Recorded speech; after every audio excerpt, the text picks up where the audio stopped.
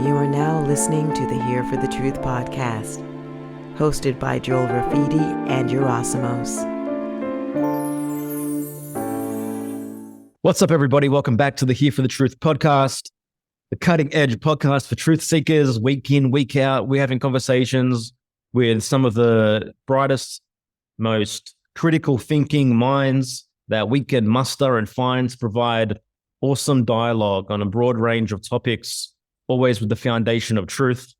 And yeah, today is no different. We got Dani Katz in the house. We're exploring how language can be used as a reality creation tool, and also how it can be weaponized against us by the social engineers.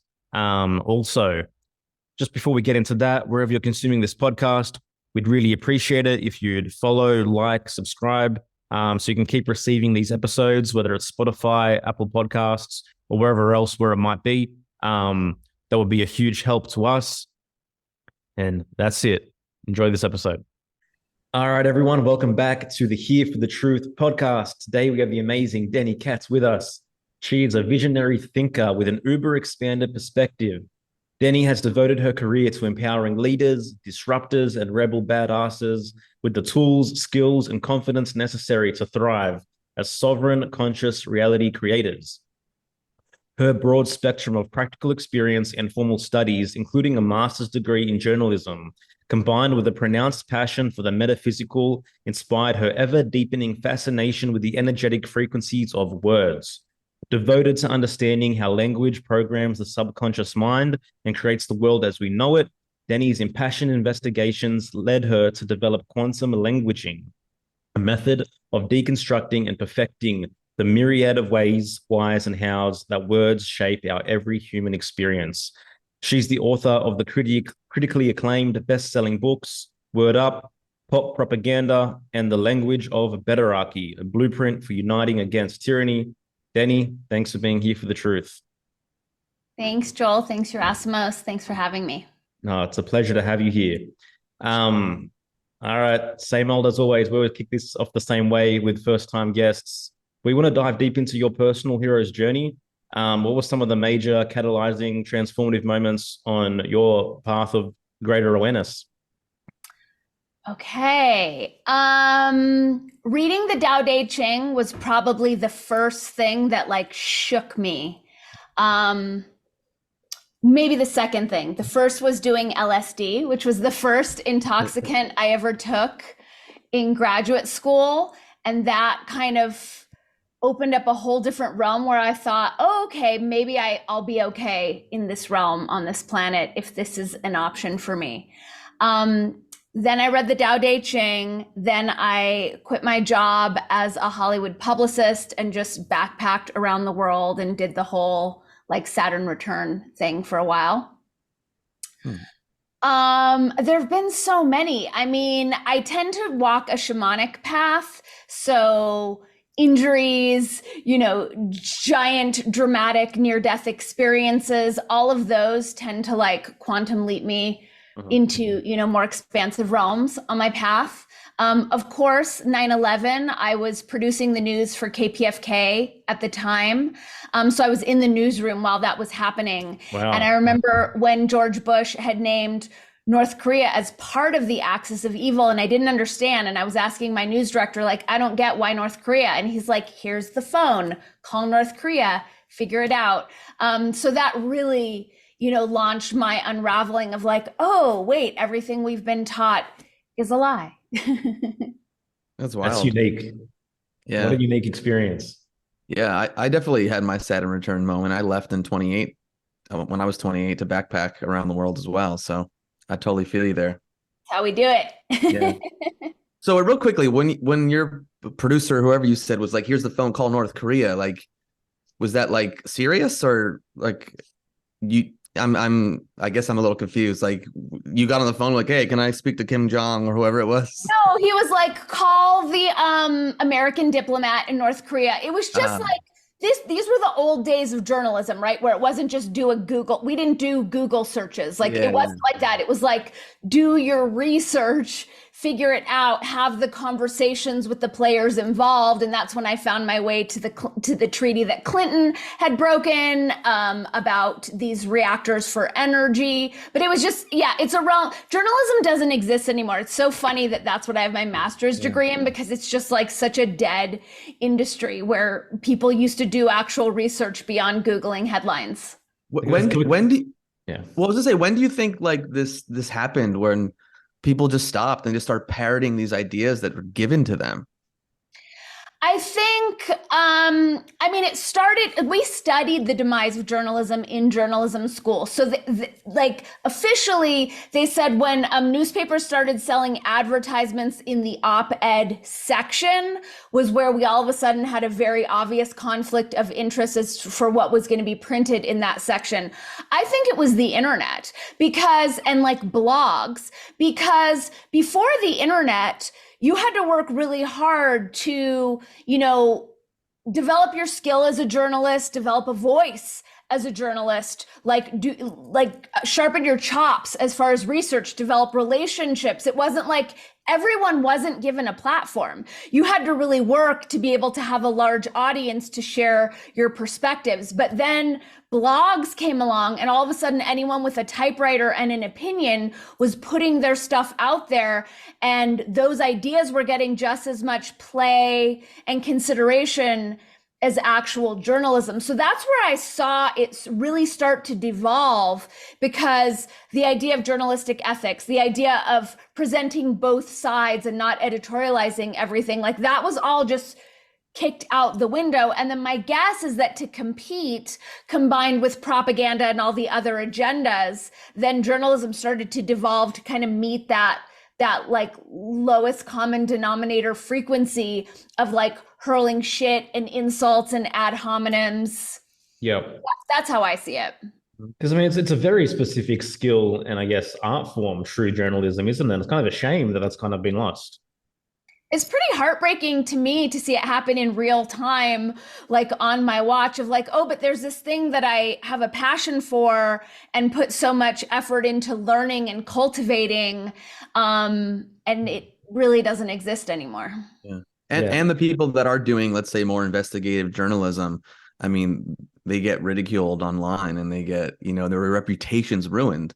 So a person who's maybe thinking, let's say someone who thinks similarly to us and is, wanting to kind of step outside the system, they're facing this pressure like, oh man, what am I going to have to go through? Am I going to be ridiculed? Are there going to be hit pieces put out on me? Now, I'm not saying that's a reason not to do it, but this is the things that are happening psychologically in a person's mind. Totally. And it's not just the like psycho-emotional attacks. It's like being debanked and losing various platforms and having your credit card processors attacked. I mean, for me, I know it's not just like an algorithm tracking my social media. If I post anything that could make me money, it is instantly suppressed.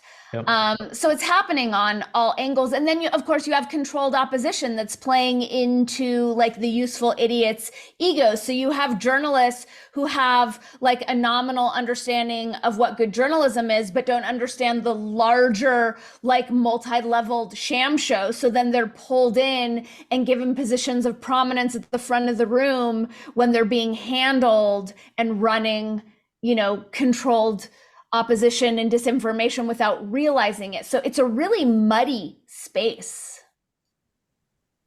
I love that term, useful idiots. Shout out to Yuri Bezmenov. God bless him. He called it. Too bad none of us paid attention. Yeah. What a journalistic piece that was. Yeah. Oh yeah. Yeah. Okay. So I guess, how did you begin to find yourself drawn to or impassioned by, words and etymology and, understanding how language is used, to, I guess, create our reality? Yeah, I've always been a writer. Even as a little kid, I was like alone in my room, always writing stories. And then as a journalist, I had a column at the LA Weekly, and I was also writing for a bunch of other, like LA Yoga and Whole Life Times and Vice. So I had a lot of freelancing going on. And so when you're writing, as a freelancer, as a journalist, there's always these tight deadlines, like, okay, we need this in 3 days, right? So I was always working with words very quickly in terms of like logging my, thousands and thousands and thousands of hours. But I went through a deeply shamanic phase, lots of plant medicine, lots of weird initiations. And I had a really intense Ashtanga yoga practice.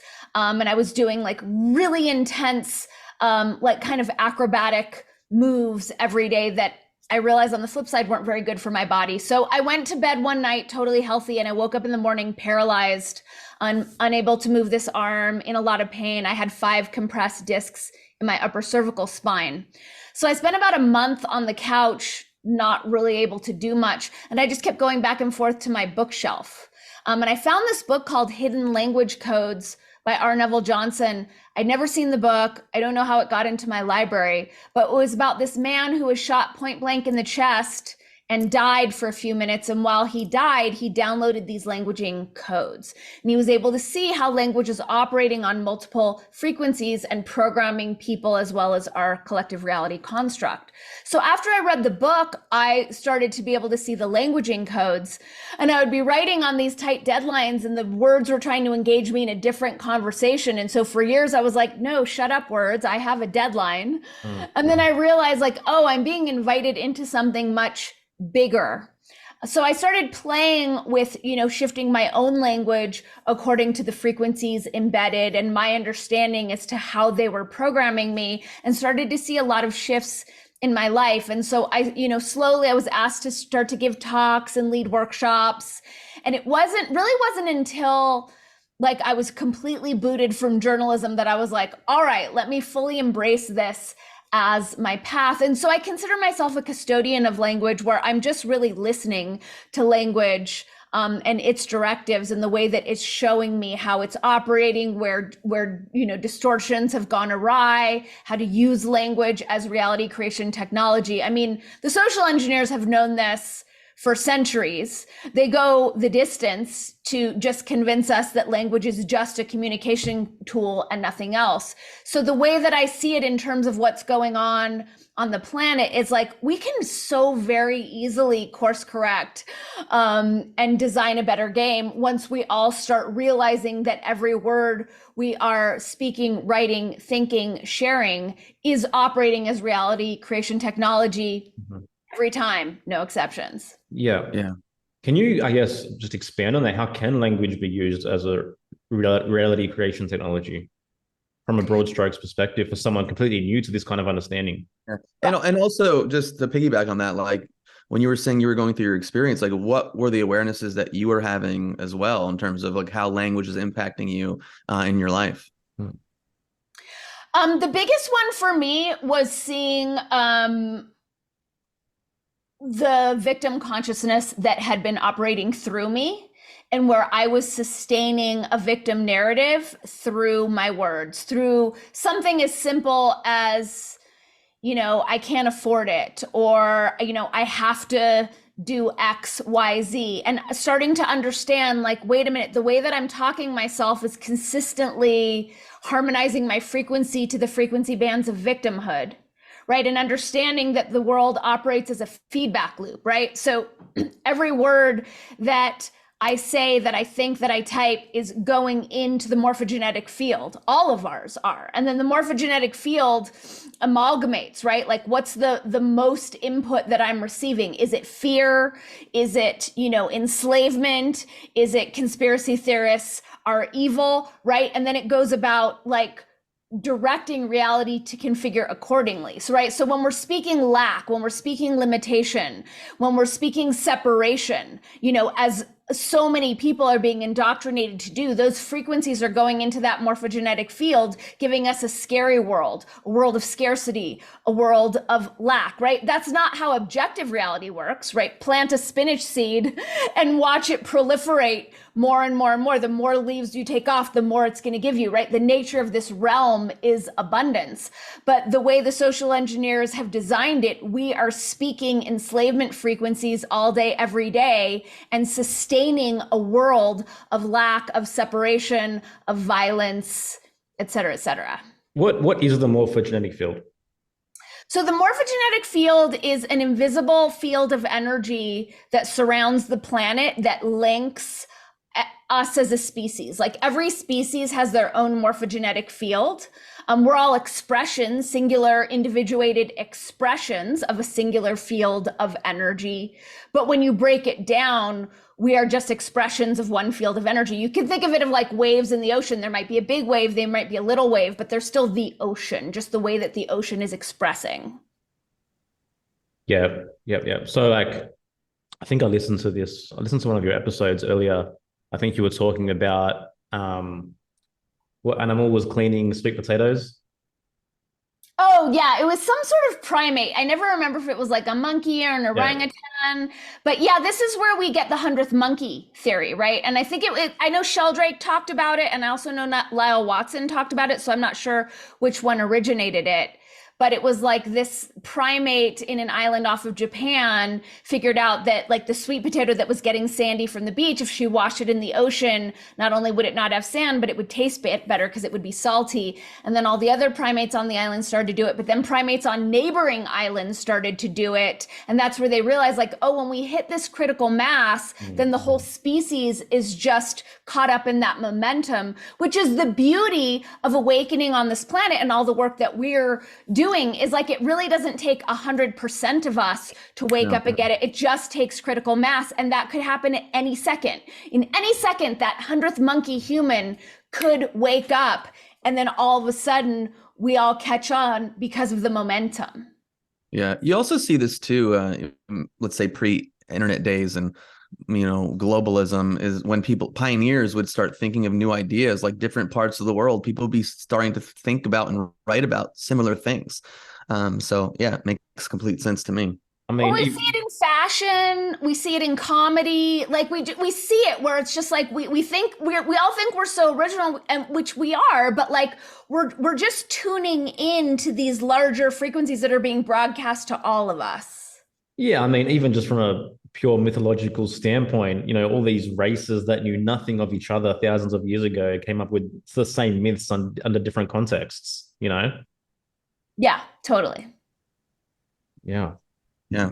And I also loved, what you were talking about in terms of the words we use. Is like, I'm a very novice student of German new medicine in terms of how, we speak to ourselves, or how our psyche interprets our environment, and then adaptations, form in our body based on these programs. And so even just a major kind of topic is self-evaluation. And so how you speak to yourself, what words you use. Oh, I used to be so much more athletic, or I can't really move like I used to. Like all these subtle things that impact you and impact your joints. It's pretty wild. I mean, I'm noticing in myself, that I'm dealing with some stuff as I'm starting to get more active again. I'm dealing with some pains in my joints based on the fact that I've been saying things to myself for a long time, like, oh, I got to work out again. Oh, I'm just not as healthy as I used to be. I can't move the same way. And, it's showing as some issues. So anyways, I wanted to just throw that in because I think people don't realize that impact that it has on their body. Bro, I think you're undervaluing yourself when you say very novice student of German medicine. You're quite skilled in your understanding of GNM. I'm just noticing this language, man. Okay, thank you. Are you open to a languaging reflection that I heard, Yerasimos? Of course. Okay, so I heard you say I'm dealing with some joint pain, and the language of healing is one of my favorite programs that I offer. So Awesome. I'm dealing with anchors it in the present moment versus I'm transmuting, I'm healing, I'm moving through. When we put it in motion, right? Then we'll move through it more quickly. Like a lot of times we'll speak about pains or symptoms in the present moment. And I always love to like put them into an ing. So it's like, yeah, I'm healing some inflammation in my hands, or I'm transmuting or I'm integrating a cosmic upgrade is one of my favorites. But always to steer clear of pathologies, right? Because pathologies are coded with so many negative ways that symptoms can like progress or devolve or whatnot. Sorry, you were going to say something? No, I'm first of all, thank you for that. And it's so true. Even for me, again, being a not so novice student of GNM, is even the words people say, I'm sick, or I have this disease, as opposed to like, I'm experiencing healing phase in my body. that right there is so different, like sick versus I'm healing. I mean, just if individuals just change that, that would be huge. It's huge. I'm so glad that you get that, right? Because there's stages of it. There's like, I am diabetic, which is like, okay, now we're merging it, right? Now it becomes an identity construct. I have diabetes, so now we're taking ownership. It's a little less slavey than I am, but still there's a quantum entanglement versus I'm in the process of healing some diabetes-like symptoms, right? Or I'm in the process of healing some imbalances that the doctors liken to diabetes. Like we want to keep it as far away from ourselves as possible and always in motion so that we're directing our body, hey, we're moving through this. We're not hanging out here for an extended period of time. Yeah, you can just sense immediately like the energetic shift in that the language brings along with it. Even like dealing with, like, to me that connotates so much burden. It's so heavy. That's like true. I'm dealing It's with true. this, just putting up with it. It's just there. Yeah. Well, thank you again for mirroring that back, because again, it's like sometimes we understand these things and like to speak about conceptually, but then we're still doing it. It's like we have an awareness, but we haven't had the ability to choose a different way of speaking. So I love it when people point out little things. I mean, I do it sometimes to people as well. So thank you for that. Yeah, of course. And thank you for being open. I'm the same way. Like we all have blind spots, right? Like I clued into this maybe like 16 years ago, but that still gives me decades of old languaging patterns that I'm still in the process of transmuting. So it's always so helpful to have friends and community who love us enough to be like, hey, I don't know if you heard yourself, but are you open to hearing what I heard? And then it's like, oh, I didn't even realize. And then we can see like all the ways that this languaging pattern has been playing out. And then as soon as we shift it, it's like we're reprogramming our subconscious mind. We're directing it. Hey, we're creating a new neural pathway. We're creating a new story about our body and optimization and how strong we're getting and all those fun things.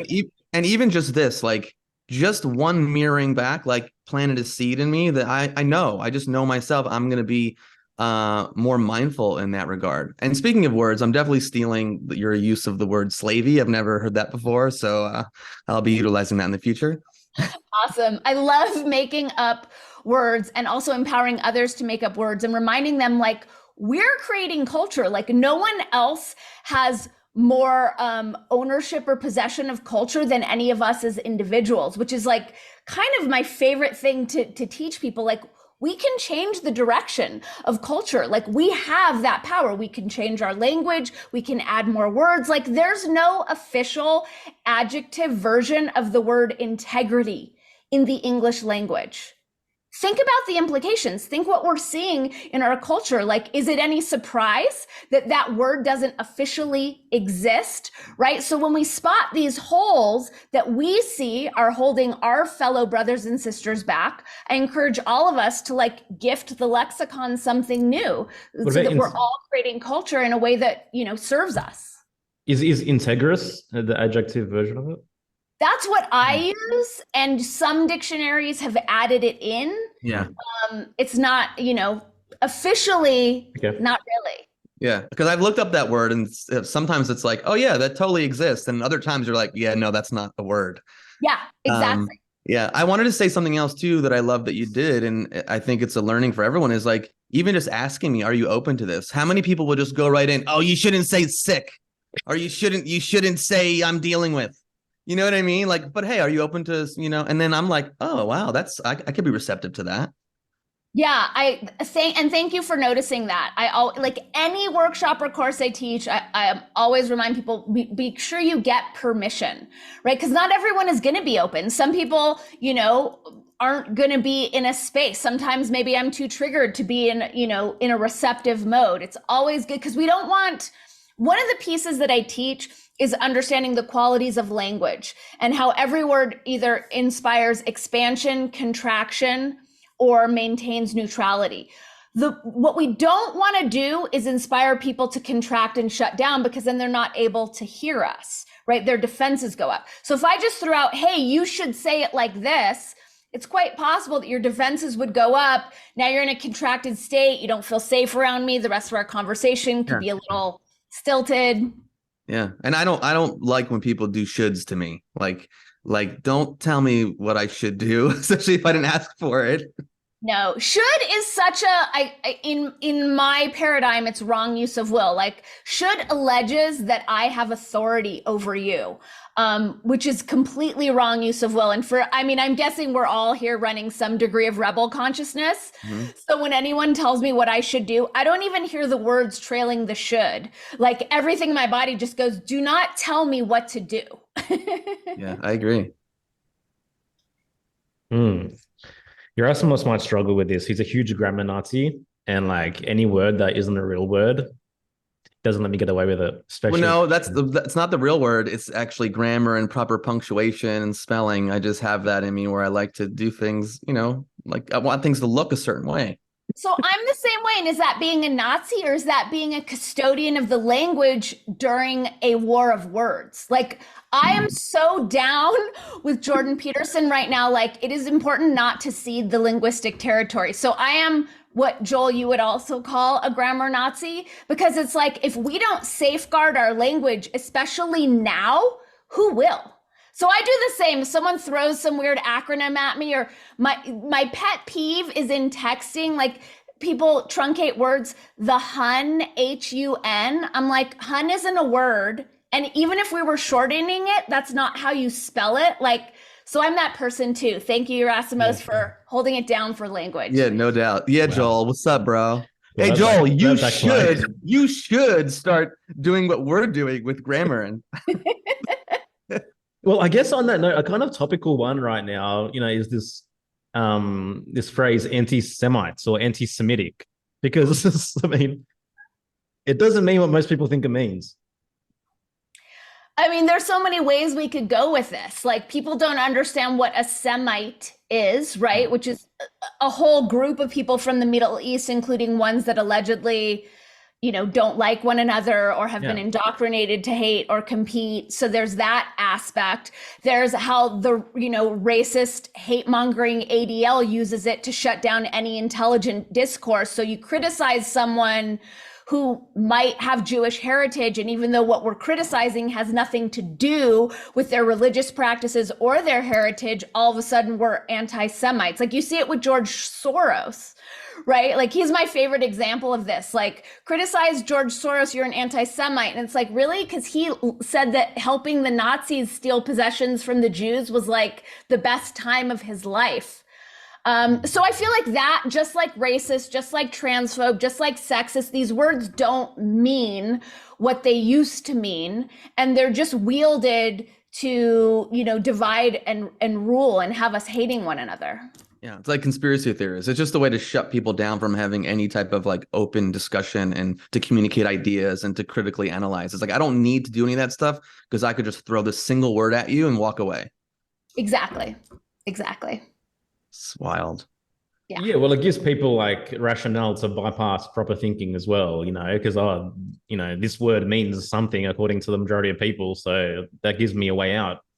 But again, all this stuff, brings back to like a lot of my work is about health and the nervous system. It's like people that just they don't have capacity within their nervous system to deal with discomfort and something that like it goes against their beliefs, to sit there and take it in and go, hey, listen, I'm feeling a little triggered right now. I don't really agree with it, but I'm open to hearing what you have to say. Like, those dialogues would just go so differently, but people just can't. There's like these trauma responses that are just happening moment to moment to moment.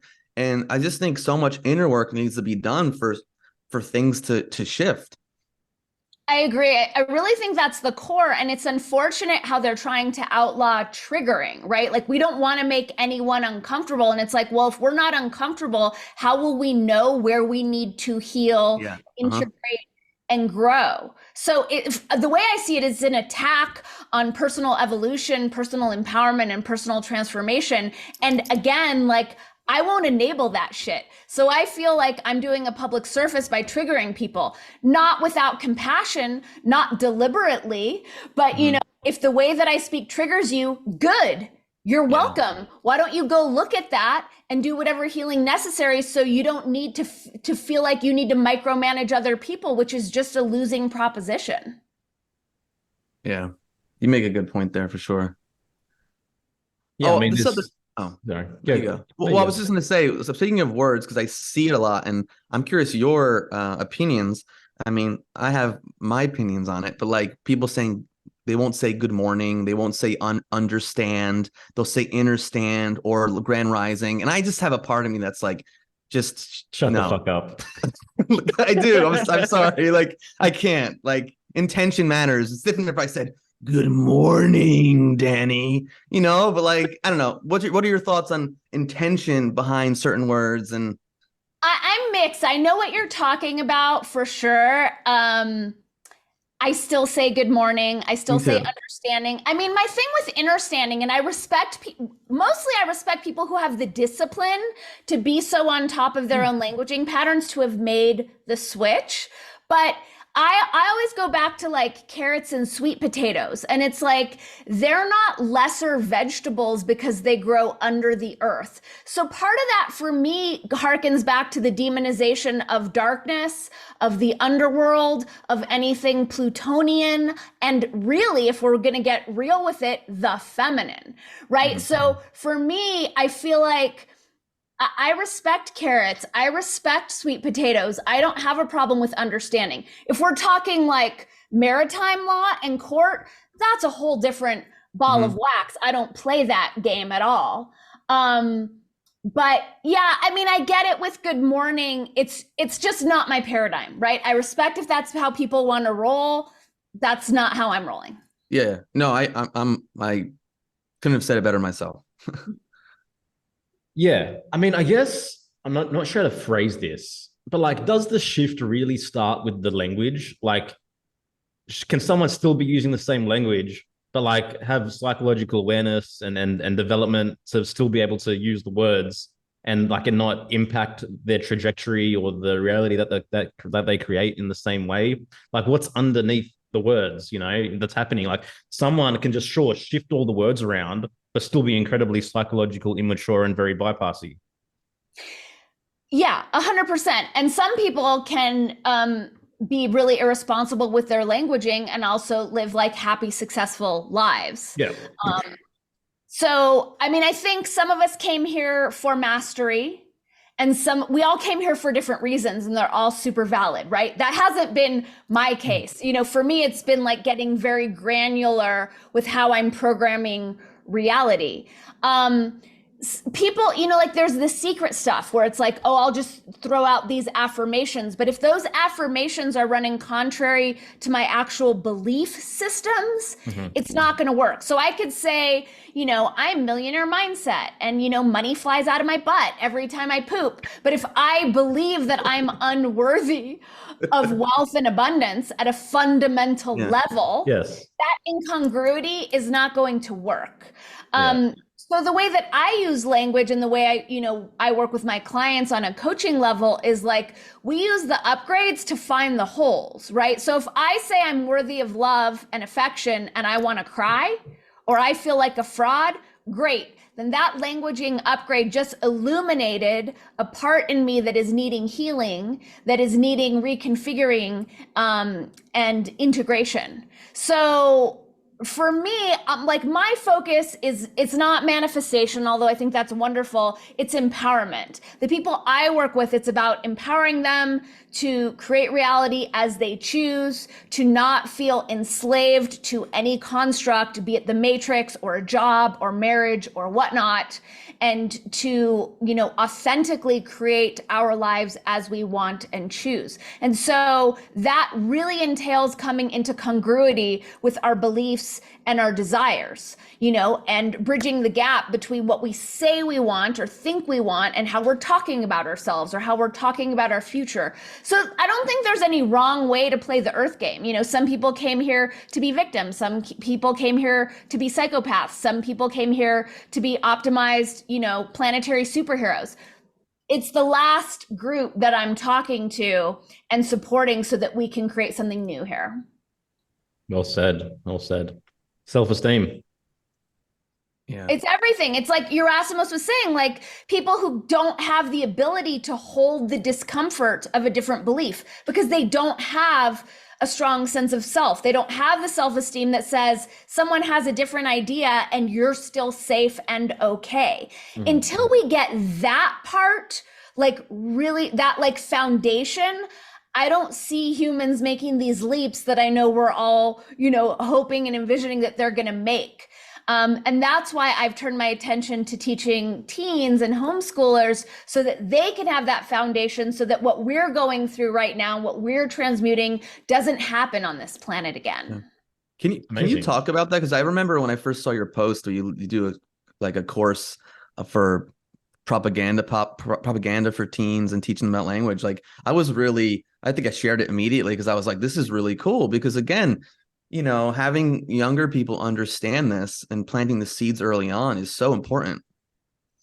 Yeah, it's key. And thank you for your support with that. It was, so my whole career since 2000 has been to stop what is happening now, right? As soon as I read Project for a New American Century and what that plan was, and started to realize like that what was on the surface of our government and these people in charge was not as we were led to believe, my whole goal was to stop what's happening now. So even when, they pulled the thing in 2020, I was like, no, we can flip it. Like, we got this, we can just stand up.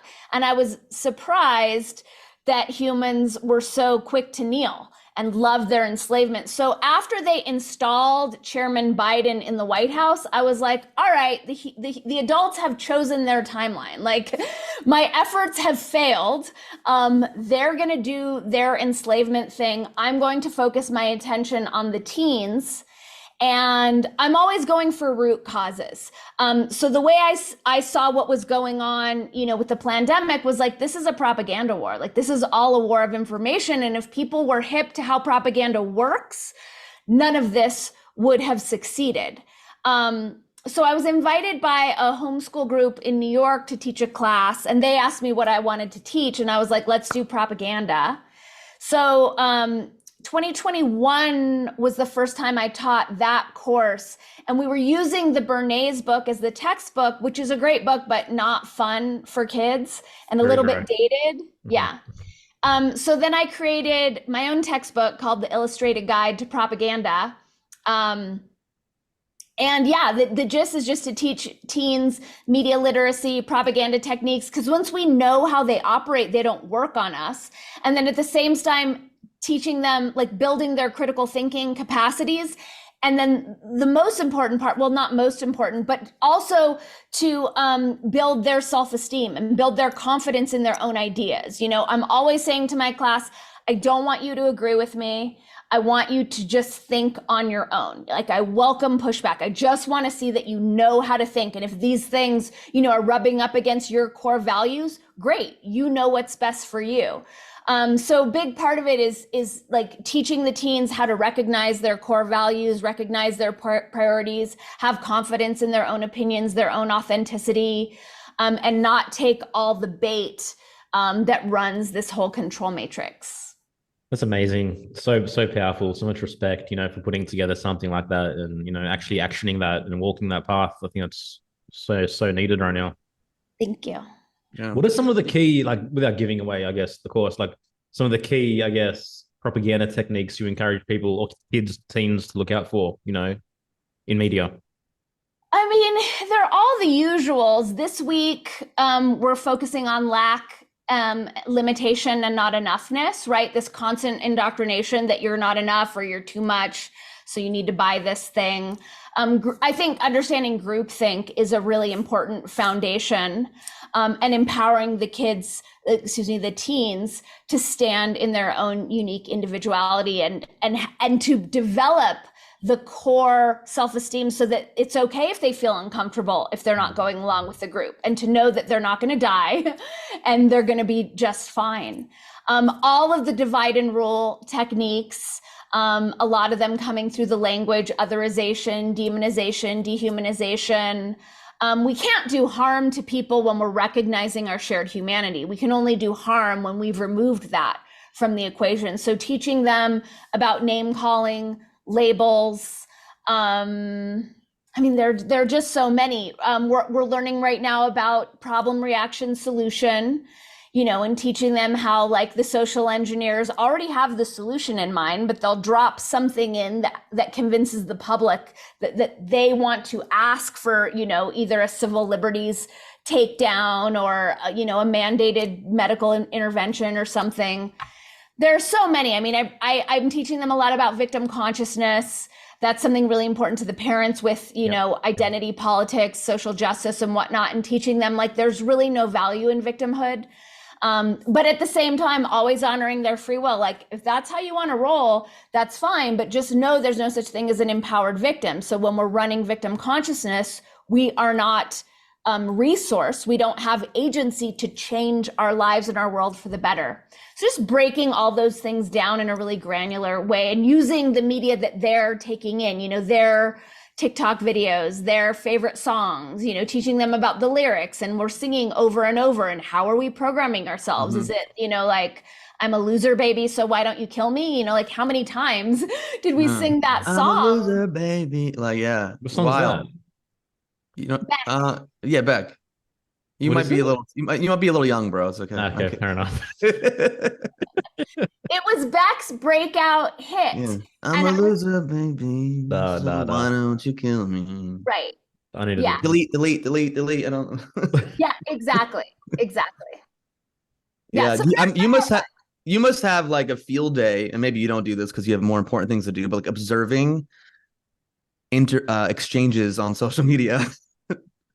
I do. It's like, having this knowledge can be very frustrating because I'm watching the world hurt itself. I'm watching people hurt themselves and seeing how so easily it doesn't have to go like that. But that's my medicine, right? That's my lesson in this lifetime, is to not control, to not fix, to not consistently thrust pearls before swine, like learning to just like, okay, this is how it is on this planet.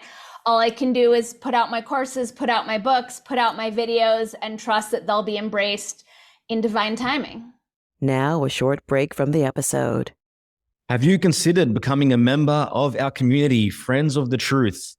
It is an incredible value-packed community. If you're looking to meet amazing individuals who are all on this path as well, and also receive 6 calls a month, a monthly live members-only podcast and Q&A, a monthly live teaching presentation by us or a guest, a monthly community call hangout where you get to hang out, play games, be lighthearted, be vulnerable with people on the same page.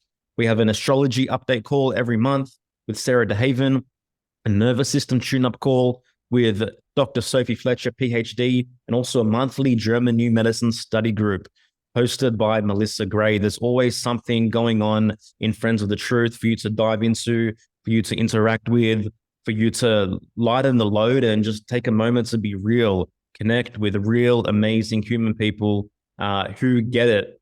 So if that sounds like something you'd be interested in, for as little as $29 a month on an annual plan or $39 on a monthly plan, we also offer a 3-day free trial. You can hit the link in the show notes for Friends of the Truth, or simply head to friendsofthetruth.co. And the most amazing part about it is that you'll get to connect with us directly, and we love to meet new people. Back to the episode.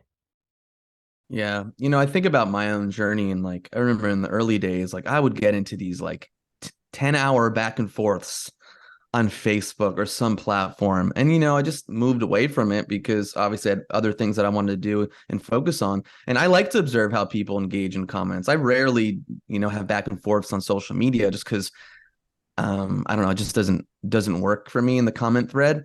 But, I just had an exchange with a acquaintance friend that like commented on something that I posted in a way. And I know I've been observing him posting in other threads, like with very just like emotionally reactive language. And I'm just like, so I just sent him a private DM, like audio messages, just kind of sharing some things with him. And then he totally received it and he shared back. Cause I told him, I was like, listen, man. And then his responses, I said, man, like if you responded online the way you just spoke to me, you would have such a different impact. Like he was speaking from a centered place. There was sensitivity. He was communicating clearly, as opposed to just like, you're an idiot, like, oh, go fuck yourself, like whatever, And it's just like, for me, it goes back to like, you have to get a hold on your emotional reactivity. You have to feel the trigger and go, whoa. And this is also why I'm a student and a teacher of human design. And it's a big part of my life. Talk about individuation and understanding how we're so unique, is that, for half the population, they have an inner authority of being emotional, solar plexus inner authority, which is do not make decisions when you're on the heat or the low of an emotional wave. And then the other non-emotionals take in those waves and amplify them. So when especially these huge global crises or these events happen, you have these people that are just on waves, responding, reacting, communicating, and then everyone else taking that in, amplifying it. And it just becomes this clusterfuck of people just going off on each other. And so again, like, I say the same thing, but that work starts at home. You have to do the work. You have to look in the mirror. Why am I getting so freaking triggered? Can I take a beat?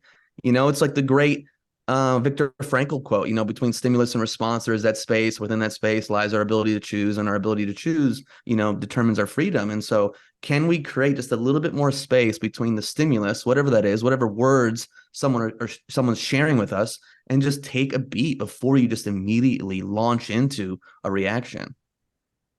Yeah, I think it's a really good point. And I think it's one of the upsides of social media for those of us who are walking a transformational path, is to see our reactions, to see our triggers. I always ask people, especially my clients, like when they have a communication gone awry, like, what was your intention with this communication? Are you just trying to vent? Are you going for a dopamine reaction by saying something shitty to someone? Are you trying to be heard? Are you trying to foster genuine understanding? Like, what is the point of this communication? There are some people who I follow on social media, like specifically controlled op, where I'm a troll. I'm not a troll to get dopamine, and I'm not a troll to be a dick. I'm a troll to get it in the public record that not everyone is on board with the sham, right? It's just like, hey, not everyone is buying this. And I also think there's like this big thing where, do you want to be right or do you want to understand? And do you think you know everything there is to know about everything? Or is it possible that there's space for you to learn a new piece? And there's also like, I'm thinking of this time on social media, I posted about, it had nothing to do with politics. It was like visiting the Matra Mandir in India. And I think my language is a little flowery for someone on the thread. And he was like, well, that's why you're a stupid kike and your whole bloodline deserves to be wiped out. Yes. And I was like, and I don't like, quote unquote, anti-Semitism doesn't faze me because I've been in the conspiracy community for such a long time that I just find it fascinating, right? So I was like, oh, that's so interesting. Like, I'd love to know more about this. Like, so I didn't hit him with any rage. I was like, I'd love to understand your logic in this as to why what I said equals my bloodline should be wiped out. And this person like really broke down his perspective. And I was like, that actually makes sense. Like, I don't agree, but thank you for walking me through your thought process, because I understand why from your perspective you would think this. And it just helped me understand that mindset of like scarcity or not enough to go around, or it's my bloodline or your bloodline. It's not a both and. So I think there's something to like, instead of just reacting and pretending, like just defending, like, let's reach out into someone else's worldview and help them foster a little bit more understanding for all of us. So tribal. Yeah. And also like, I totally get what you're saying. Like these people, but the people that tend to respond in ways like that, they're expecting and very often craving you to come back at them so they can get that feeling of self-righteousness and the dopamine. And then you come back and you're curious and you ask questions. Yeah. And it gives that person, whether or not you agree with them or not, a way to communicate in a different way. So I think more people should be asking questions on social media. I think so of just too. Telling people things. Yeah. And I mean, I learned that the hard way, because don't get me wrong. Like historically I can be reactive, I can be fiery and all that. But what I've realized is like, I know what I know. I don't need to convince anyone else of what I know, because I do my research. I can tell when people are not open. So then I just want to know why they think what they think. That helps me understand. That helps me show up more compassionately in the space of ideological differences. Yeah. I don't know if you noticed, but I don't know if you remember, but Forbes magazine told you the dangers of doing your own research. I just wanted to let you know about that. Okay. Oh yeah, yeah. I guess I should throw away that master's degree in journalism and just do whatever Forbes tells me to do. Oh man, I can't imagine like building connections purely because they shared my bloodline. You know, like the values overrides everything. Like if I built my community purely on bloodline, like man, this would not be ideal. I feel the same, and yet I have people in my life who do have that allegiance based on their enculturation, their values, and their priorities. And I'm like, hey, that's cool that that works for you. That's not how I roll. Yeah. But I respect everyone's choice to do their earth walk the way they want to. Yeah. Schitt's Creek really impacted my behavior by just saying, I love that for you. You know, I don't know if you saw that show, but one of the main characters is I think this is where this line like got popular and like in the culture is like, I love that for you. And it really impacted me because it's like sometimes we want people to be into and do the things and think the things and behave the way we want them to, as opposed to like, if I'm for freedom and I want people to give me freedom, then I need to be able to also give that back and be like, hey, listen, I don't want to live my life the way you do, but you do you know, as long as you don't infringe on me and how I want to live, we're cool. You know, the shit hit the fan when people are trying to tell me how I need to live my life, especially when it's coming from pseudoscience and misinformation and propaganda. But if you just let me be me and you do you, I got no problems. You know, I'm still going to do what I do and share information and do my best to try to educate. But like, I don't need anyone to be like me. I don't need everyone to think how I think. Bottom line. Yeah, same. And I appreciate your referencing Schitt's Creek because this is a reframe for me because I've had people say to me, I love that for you. And I think I just assume they're being sarcastic or it's a little bit of a put down. But the way that you shared it, I realized, oh, that's a positive thing. Well, I mean, it can be, you know, I mean, I've used it in jokes with friends like, oh, I love that for you, you know, right. But like just hearing it, though, it landed in a way where it was like, oh, okay, like I can really like be psyched that someone's into something that I'm just not into.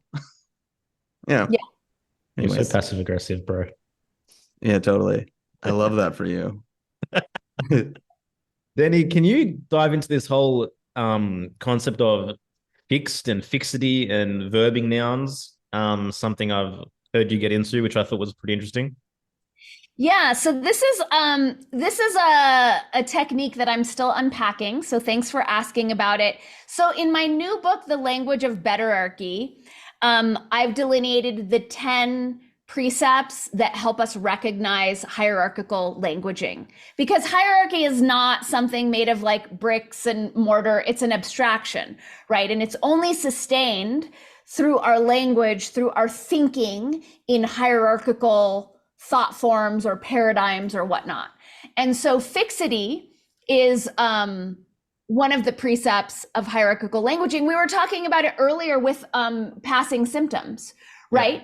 Yeah. Giving something a pathology or a diagnosis is to ascribe fixity to symptoms that, like everything else in this reality construct, are likely temporary. But the matrix construct likes us to think that the way things have been is the way they're supposed to be and the way they're always going to be. They like to have us thinking that we do not have the power to change. The reality is, and it depends on how many dimensions we're looking at this, right? But if we're going to go to like some extra dimensional, you know, archons or dark beings who are moving through us, we actually have all the power.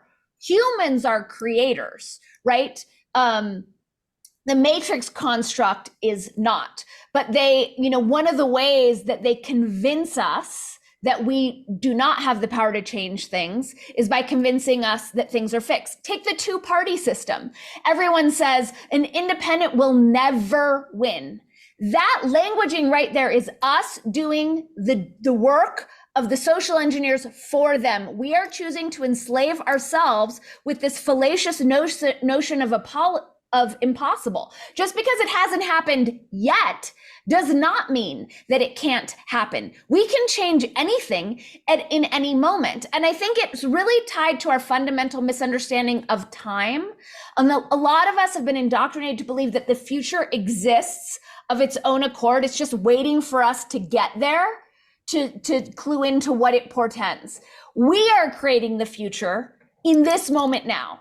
Every act, every thought, every deed is creating that future. When we think and speak and act differently, then the future will be different than the present moment. But they go the distance to indoctrinate us into thinking that nothing can change, that everything is fixed. Beautiful. I mean, this just echoes like the authentic path, it's made with every single step that you take. Like the inauthentic path is pre-carved for you, and that's the road that the masses are on. But for those who live authentically and live according to their own internal dictates, it's the road changes very, very, very quickly. Totally. I mean, even if we go to material reality, like there's nothing fixed in material reality. It's all based on our observation, whether it's going to be a wave or a particle, right? That's physics. That's science, the new religion, right? So that's where, I've picked up this gerunding, which is verbing nouns. And there are a lot of indigenous cultures, and allegedly the Mayan civilization did not have verbs. It's something that David Bohm talked about. He called it Ria mode, right? Where it's like, we're acknowledging the fundamental truth of this reality construct, which is impermanence, in saying like, life is chairing. If I'm talking about, instead of a chair, a noun with fixity, it would be like, God is chairing right now, right? So we're just acknowledging the impermanence of things. So especially when we're talking about things that don't feel good to us, a lot of times with me, I've, historically had a contentious relationship with the anger or rage that I've been tasked to master in this lifetime. So instead of saying, anger or my anger, right, and creating a quantum entanglement, it's like, oh, look, angering is moving through me. Raging is moving through me, right? Because it just takes that permanence away, and it reminds me everything is in motion. This is a momentary experience. I don't have to cling to it or affix permanence to it. Yeah. I feel like this would be useful, even like with the labels we self-impose on ourselves, like whether it's a career, whether it's, astrology, whatever it might be, we close ourselves into these constructs. 100%. I talk about, the labels that we ascribe to others and name calling. And obviously it's not, something that's very kind or compassionate, but it's also the boxes we put ourselves in with our labels. I had a coaching client who was, she was talking about she went into her lawyer's office and was doing her will, and that it was really hard on her emotionally because she's an empath.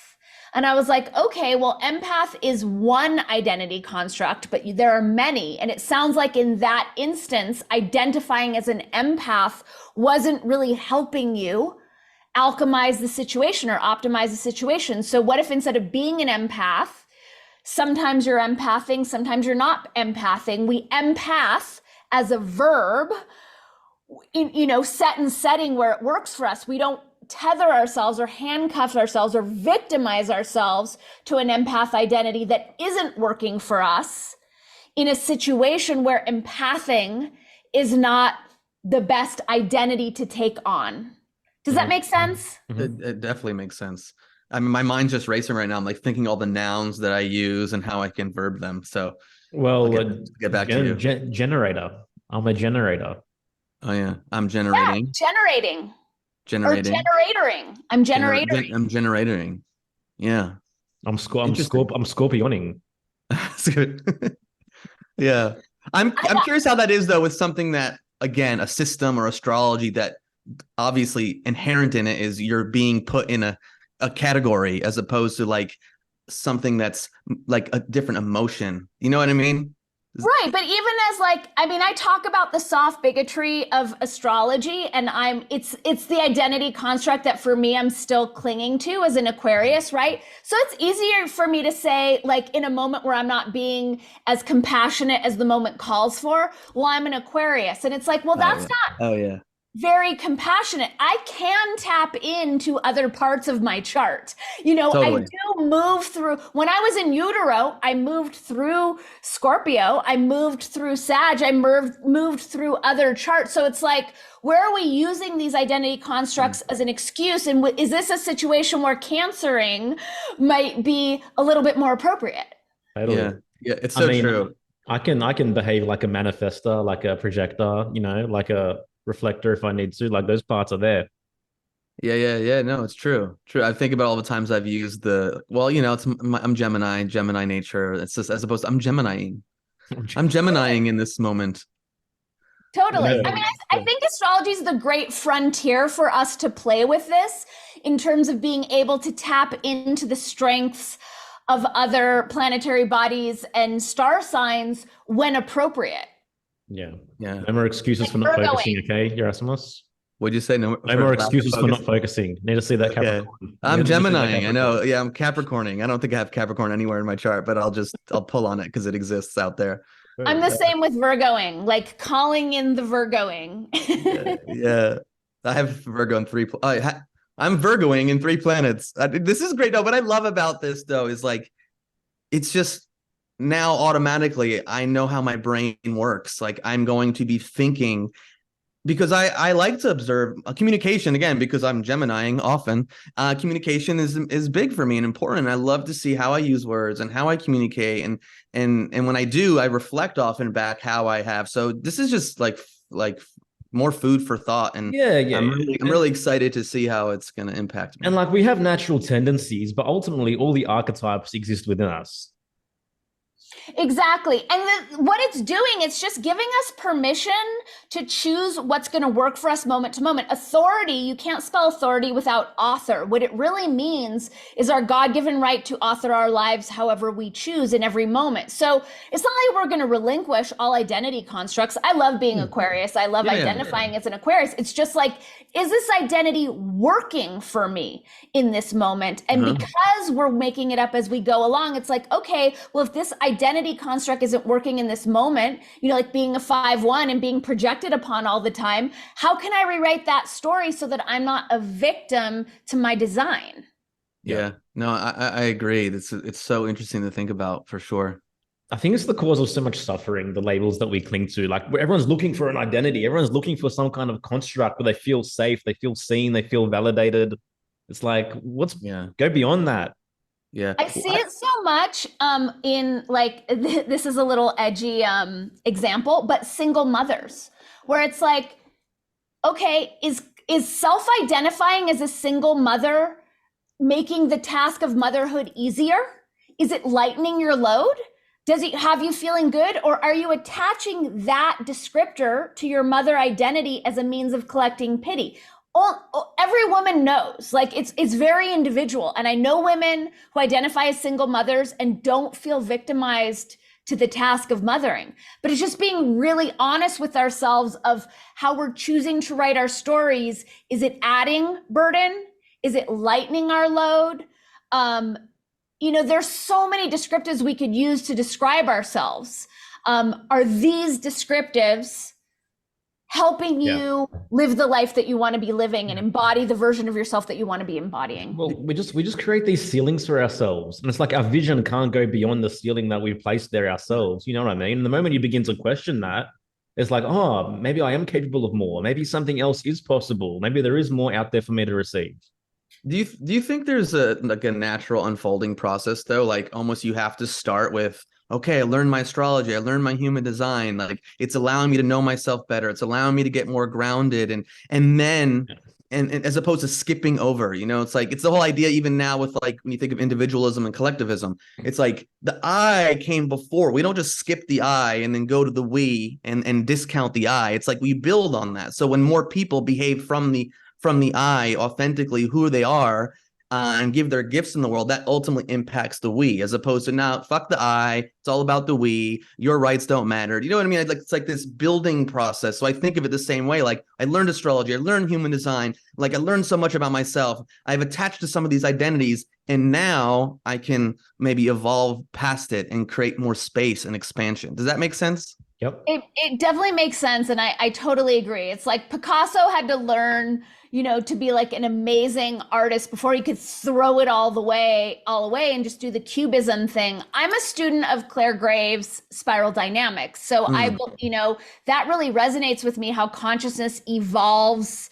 in the same order, in the same way. We can't authentically get to second tier we consciousness if we haven't gone through all of the stages of I or me consciousness, which is why I'm, and I say in my new book, like, while these tools and techniques are helpful for everyone, I'm speaking to the second tier reality creators. I'm speaking to the people who are here to know and master themselves and change the earth game for the better. So yeah, I don't think we can throw those things away until we've milked them. What does it mean to be a Scorpio? What does it mean to identify as a Scorpio, and how I meet the world? And only then, when I've, exhausted that and really grokked it, can I move into Scorpioing, because I fully understand what that means. Yeah. I've had some. Sorry. You go. Oh, just again, the correlation to like, parts work or selves, and, whether it's IFS, just we get to know more parts of ourselves. We get to call in more energies. We get to broaden the spectrum of colors that we get to play with. Yeah, 100%. Yeah. Cool. Well, I mean, I was just going to say something that, going back to what I said before, is like, there have been times where I've, brought up, let's say, human design or something like that, and I feel like I get a response it's almost like a spiritual bypass. Like, I'm more than that. But it's like, but have you done the have you done the earlier work too? Like, I get that hit sometimes. I'm like, okay, sure, you can believe that. I just don't feel like you've done all this grounding work. We're like really exhausting and milking what it means to gain knowledge from some of these systems that have had a lot of impact on people's lives. Yeah. I don't think any of this is saying don't know thyself. Don't have no. knowledge. Yeah. No, not at all. But it's just interesting just to see how people approach some of this stuff. And I love where this conversation, because it's, again, I'm bringing it back to me, because I love seeing how I can expand my view of myself and not just hold on to these constructs and identities that I find myself saying often. I'm a 5-1. I'm a king of clubs. I'm a fucking Gemini, and it's like, yeah. Right. And all the excuses that come along with those, or the implied suffering that comes along. I agree. I mean, I know plenty of people who've read my books or done the, Into the Gene Keys or whatnot. And there's a surface understanding, but it's not like a deep self-inquiry. And again, not everyone came here to do that. Deep self-inquiry. I'm speaking to those of us who did come here to do that. For sure. Yeah. Again, like, what's your goal and what's useful to you right now? It's something we don't ask ourselves. Like, what's the goal of being human? What am I trying to achieve right now? Like, and what do I need to actually meet that? And there's, for a big part, identifying as a generator, knowing myself as having an emotional authority is incredibly useful to me on that journey. Like, I'm not just going to discount that.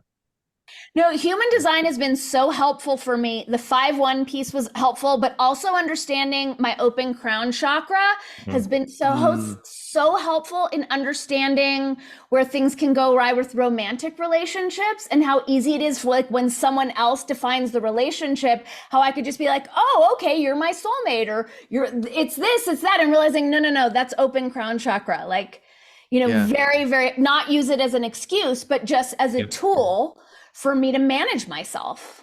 Well, yeah. And also, the proof's in the pudding. Like, if your life isn't going the way you want it, then maybe there are tools out there that are going to help you move in a direction of having less resistance in your life and maybe less suffering.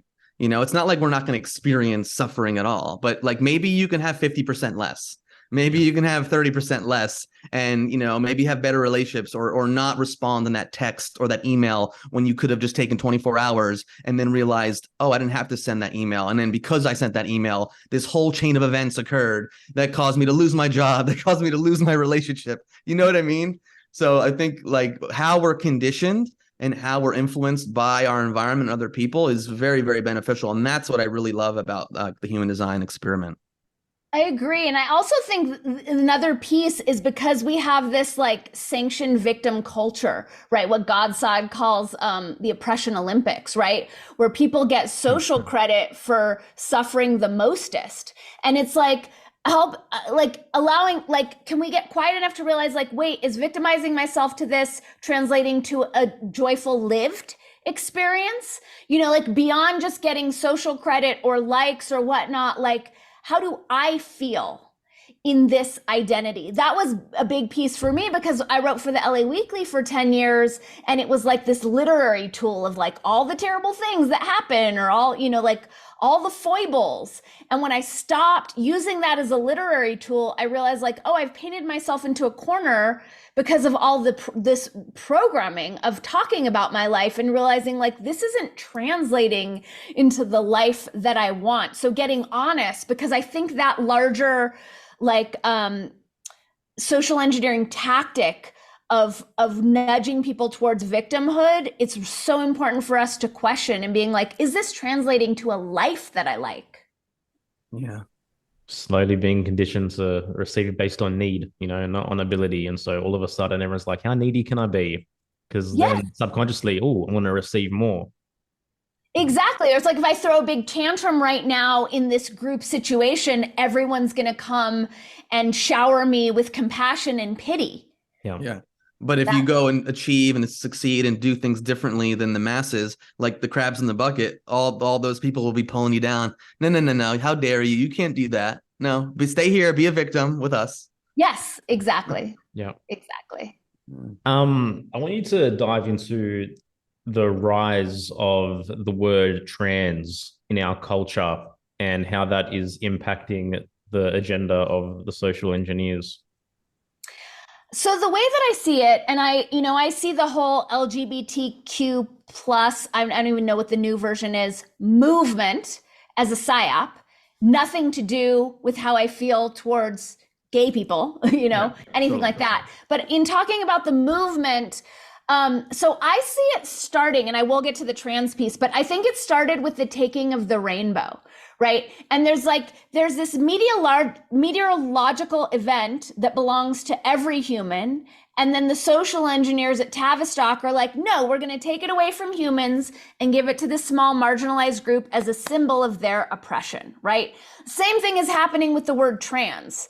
Trans is a prefix for transformation, transformer, transponder. Like there's so many trans words, right? But because of this engineering over the past 10, 15 years, you just say trans and now it's short for transsexual. Like you don't even have to finish the word because that word has been co-opted by this Maoist agenda. So every time we say it, we're like, if you think, I talked about the morphogenetic field. And I also talk about frequency bands in the morphogenetic field. So there's a frequency band for every emotion, for every experience, for every energy, for every psyop, for every enslavement construct. Like everything that exists has a frequency band. And when we articulate those words, the frequency in those words will harmonize with that frequency band, right? And basically we're casting our vote for more of that thing in our reality. I saw this when Trump was elected the first time. And I didn't even have to track the election just for the consistency with which I was hearing the repetition of his name. I'm like, well, he's going to win because his frequency band is being so strengthened and empowered through this repetition. So the same thing with trans, right? Every time now I say transformation or transformer or whatever it is, trans, the kind of weaponization of trans is being articulated, right? It's spell casting, it's black magic, right? Because of that association that has been artificially created in the collective's mind through propaganda. Now, every time trans anything, trans is being strengthened in the larger frequency band. Yep. Well said. I mean, and ultimately towards transhumanism, right?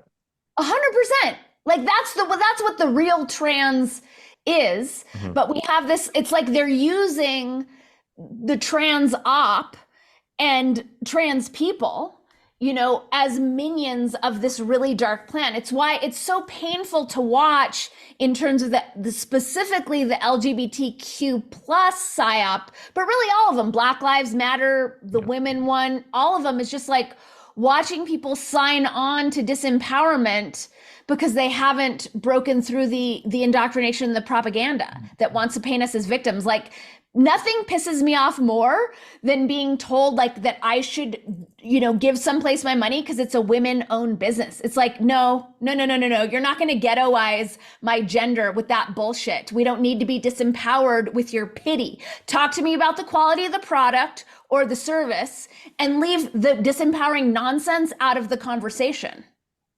You're not going to ghettoize my gender. Oh, hell no. I shut that down so fast. I love it. It's So you so- think a new Transformers movie is on its way? Oh, for sure. Of course. Yeah, that's endless. That's Transformers, endless. zombie apocalypse, alien disclosure, the whole thing. It's so interesting what you mentioned about the rainbows. Like, I've got two daughters, you know, 5 and 2. And like, they love rainbows. Everything's all right. Everything's rainbows, you know, they're drawn to rainbows. You know, I'm just like, sure, the rainbow is very, very innocent now, but like, what's the correlation as they begin to grow up? You know, obviously they have me as their dad, so they're going to be protected. But like for most kids, it's like, oh, I'm drawn to the rainbow now. I'm still drawn to the rainbow, you know? Of course, it's like this is how symbols are weaponized through propaganda. Like, who doesn't love the rainbow?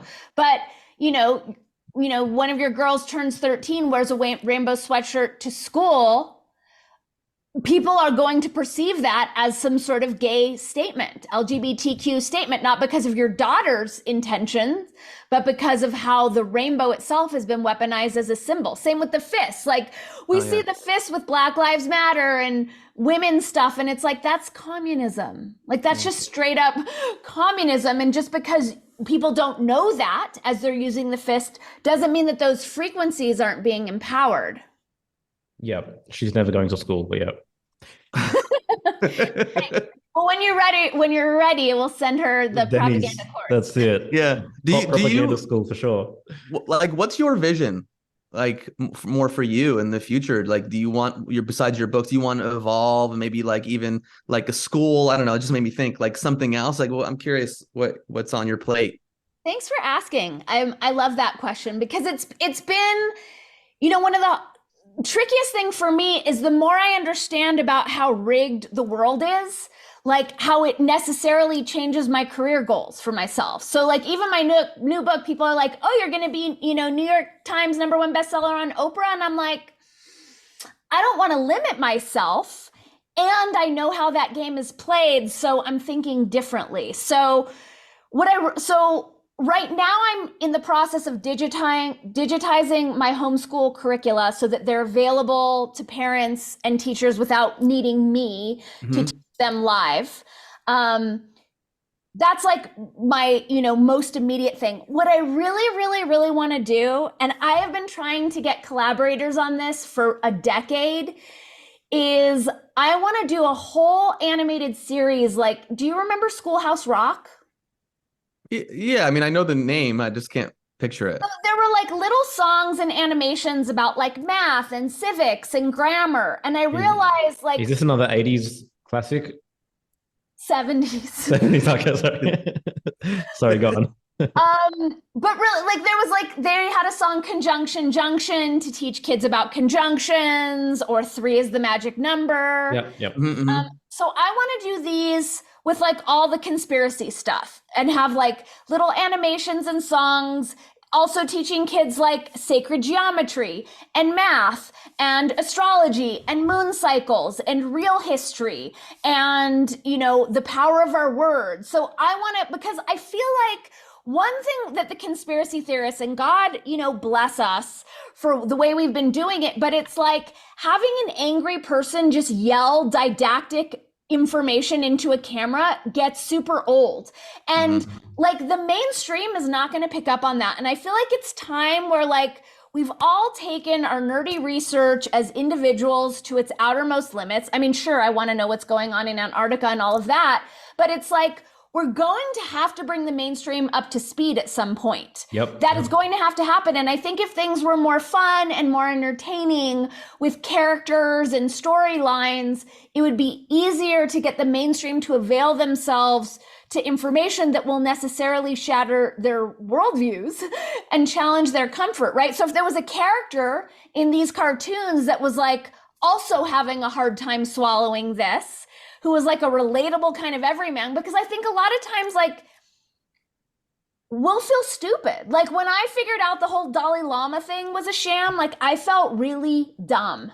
And I have a lot of years of worldview rug pulling underneath me. But to ask like the everyman to give up everything they know, I think it would be more generous to make it entertaining and fun and silly with catchy songs. So what I would really love to do is partner with a production company and just create this huge body of work to help the mainstream be able to digest these tougher truths that, you know, they're resisting right now.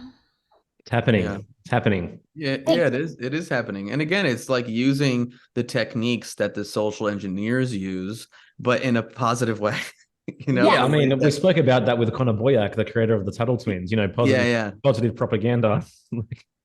Yeah. My first, I mean, Mickey Willis and I have been collaborators for many, many years. And we collaborated on an RFK advertisement back in, I think it was 2019, when they were changing the bill in California so that doctors could no longer offer medical exemptions for the regular child's vaccine schedule.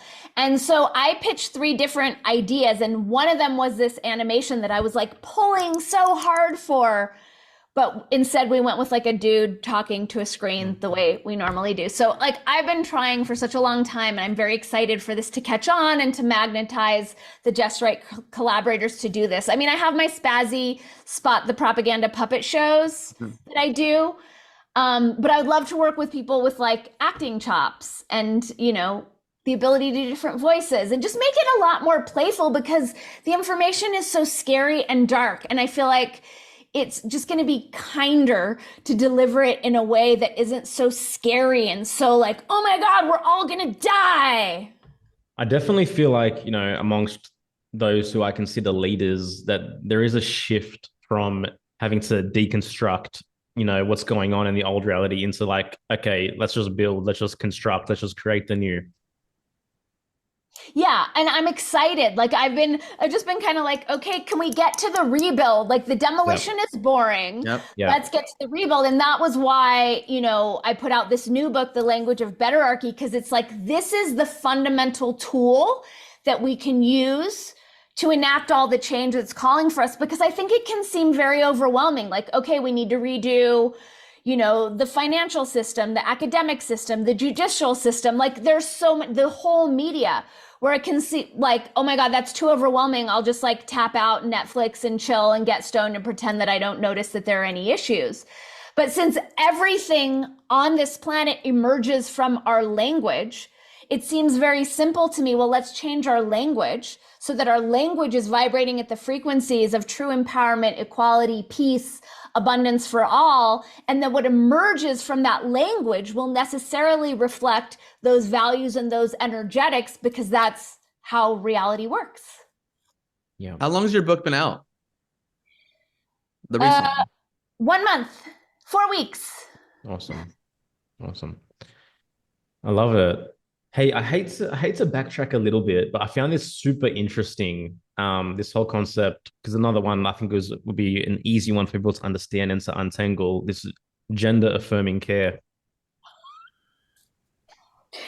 It's such pitch perfect doublespeak, right? So doublespeak we know from George Orwell's 1984, freedom or slavery is freedom, ignorance is strength. There was another one in there, but doublespeak is the exact opposite. It's like, you know, or using words to shroud something horrendous, like collateral damage, meaning dead people. So I think gender affirming care is insane because if you're cutting off your penis, that to me seems gender denying. And I don't know if that's care or mutilation or torture. It just seems like it's completely the opposite. It sounds like, like a fluffy cloud. Yeah.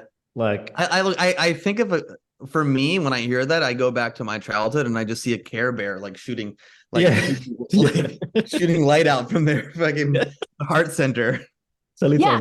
Like, yeah, because it sounds so nice. Like, who doesn't? And then when the news is they're denying people gender affirming care, right? If I'm someone who hasn't dug deeper, that sounds really awful. Like, who are terrible people who would deny children gender affirming care? Yeah. But then when you dial into what gender affirming care actually means, it's a whole different ballgame. 100%. So many subtle ways in which, we need to really be vigilant and do our best to continue to be more conscious and to use our minds and not get lazy in that regard, not relinquish the job of thinking, which, is our job.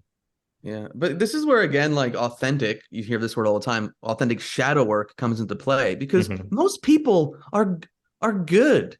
Like most people just want to do their thing and like have a family so they can't imagine that there are psychopathic individuals out there that will do the most horrific things and use their understanding of human psychology that goes back thousands of years to manipulate and push forth certain agendas, because very often they don't have conscious relationships with the parts of them that can manipulate, the parts of them that could potentially, commit an evil act. And so they just don't see it in the world. They deny it. And it's mind blowing to me, and like, that's the first step, just to consider that a person can do something, that a government doesn't really care about me, that the media may not be telling me the truth. It's like, let some light in through that crack. And then I think people are more and more open. But a lot of times they won't go there. They don't have the capacity or the consciousness to entertain these realities. It's a really good point. And it's twofold. And I think you're right. Like, we have to do the shadow work and stop demonizing shadows, because we all have them. And understanding if another human can do something atrocious, where in me do I also have that potentiality? And I also think it goes back to what you were saying earlier, Yerasimos, in terms of people's contracted comfort zone being the barrier of reality. So it's like, just because you can't imagine doing that or someone doing that doesn't mean it doesn't exist. Like, the limits of your own imagination or your own comfort don't translate into objective ontological reality, and that's like, I think we all get that, anyone who's marginalized as a conspiracy theorist, it's like, just because this conversation makes you uncomfortable and you haven't done your research doesn't translate into that's not true. It translates into you are uncomfortable. You can't hold this and therefore aren't willing to do your research. So just be honest and say, like, this conversation makes me really uncomfortable. I'd rather not talk about it, instead of calling me a conspiracy theorist, or trying to shut down my channel. Or just even having the convictions to be like, I don't know. I don't understand yet. I'm not really sure. I haven't grasped this fully yet, I don't know, like, just humanity moving into I don't know, I think would quantum leap us in terms of healing. Yeah. And bringing back to human design, like you were bringing up the crown chakra, most people have an open ajna, an open mind. And the conditioning principle of that is needing and pretending to be certain. And so you have people like that see a fucking headline, just a single headline, and it's like, I have to repeat it 1,000 times, and this is the truth, all because of a single headline on their favorite news platform. It's like this interesting, bro. Headline. Oh, good point. Headline. Yeah. Again, it's interesting. So again, it's like these ways that we're conditioned, and again, it goes back to the ability to hold space for your own vulnerability. I don't know.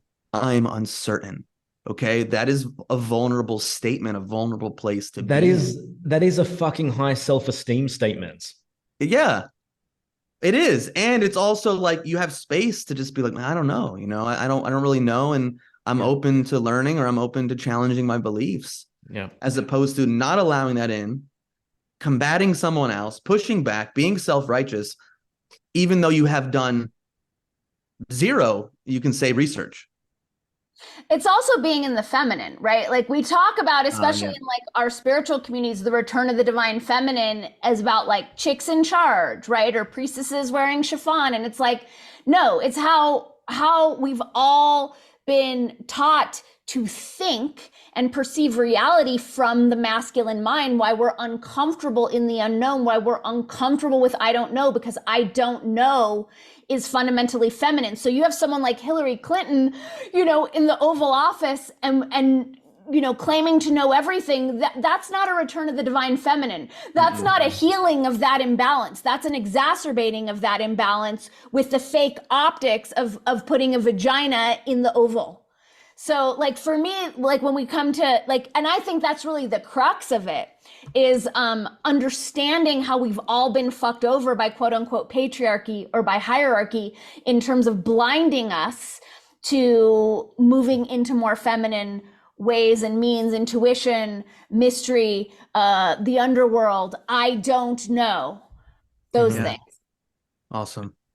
I love this conversation. Like, so happy to actually connect more in person. And I love the work you're doing. I love your passion. I love what you share. I feel so aligned with you. And I'm happy that we've been able to like have you on and have this conversation. And I know our audience is going to absolutely love this episode. This has been dope. Yeah. Oh, thank you so much. So fun to get to hang out with you guys. I'm honored. And like you said earlier, like you're changing the future in the present, and we're having this conversation, thousands of people will listen to it, and hopefully some seeds are planted, and then they'll continue to do what they do, to impact their future. So, it's important that these conversations are had. And if you're watching this and there's things you don't agree with, then, just check yourself and see, again, and don't just believe what we say. Go out there and figure things out for yourself. Yeah. Dani, where would you like to direct our audience? How can they get in touch with you, support you, find your offers? The best way is through danikatz.com. That's kind of like the umbrella that holds everything. My webinars, my books, my podcasts, my coaching packages, consulting, everything is there. You can follow me on Instagram, something.dani. I'm having a contentious relationship with YouTube right now, so kind of moving everything towards Odyssey. But the easiest way to find me is through danikatz.com.